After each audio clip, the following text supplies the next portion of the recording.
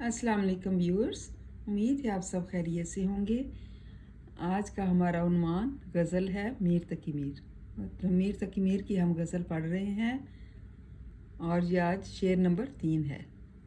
उम्मीद है डियर तलबा और नाजरीन जो मेरी ये वीडियोस देखते हैं, प्लीज़ मेरे यूट्यूब चैनल को जो है ज़रूर लाइक और सब्सक्राइब कर दिया करें।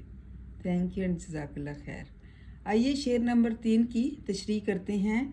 कोई ना उम्मीदाना करके निगाह, सो तुम हमसे मुंह छुपा कर चले।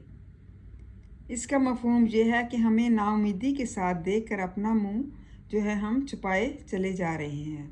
मतलब नाउमीदी को जब हम देखते हैं कि हमारे ऊपर आ गई है तो हम उसकी तरफ से जो है मुंह छुपाकर हर चीज़ से अलग हो जाते हैं। इस शेर में शायर महबूब की बेरुखी को मौजू बना रहा है। निगाह का नाउमीदाना करने से मुराद जो है मायूसी का इजहार है।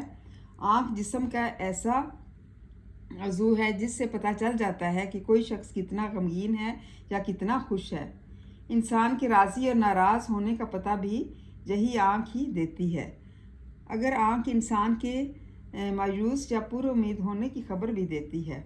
बकौल फ़िज़ान हाशमी, आँख रोती है, आँख गाती है, ज़िंदगी दास्तां सुनाती है। मतलब आँख से ही इंसान का पता चल जाता है कि वो खुश है या गमी में मुब्तला है। चूँकि हमारी उर्दू क्लासिकल गज़ल का महबूब हमेशा ही इसे जो है बेवफाई का पैकर है, मतलब नमूना समझा जाता है, जो भूले से भी अपने बावकार और बामरबत जो उसको चाहता है उस पर मेहरबान नहीं होता।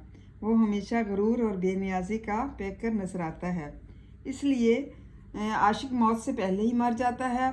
वो आरज़ूमंद है कि उसकी मोहब्बत का जवाब भी मोहब्बत इसे दिया जाए, लेकिन महबूब हमेशा इससे बेरुखी बरतता है, उसे देखकर मुंह फेर कर चल देता है। बकौल अहमद फराज, क्या कहें कितने मरासम थे हमारे इससे, वो जो एक शख्स है मुंह फेर के जाने वाला। मतलब वो इंसान जिसके साथ हमारे बड़े अच्छे ताल्लुकात थे वही हमसे मुंह फेर कर जो है वो चल पड़ा है और हमें जो है नज़रअंदाज कर रहा है।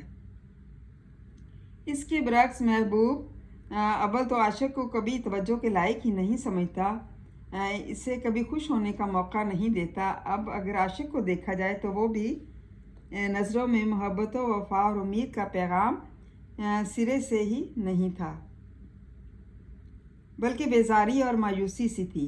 इस पर सितम ये कि आशिक को देखकर गैरों की तरह मुंह फेर कर चला गया है, जिस पर आशिक के दिल पर एक की बजाय दो बिजलियां गिरी, गोया यक न शुद्ध दो शुद्ध। मतलब ये कि एक तो वो अपने तरफ से जो है गम में मुब्तला रहता है और दूसरा जिससे वो अपना इजहार करता है वो भी उसको जो है वो खातिर में नहीं लाता।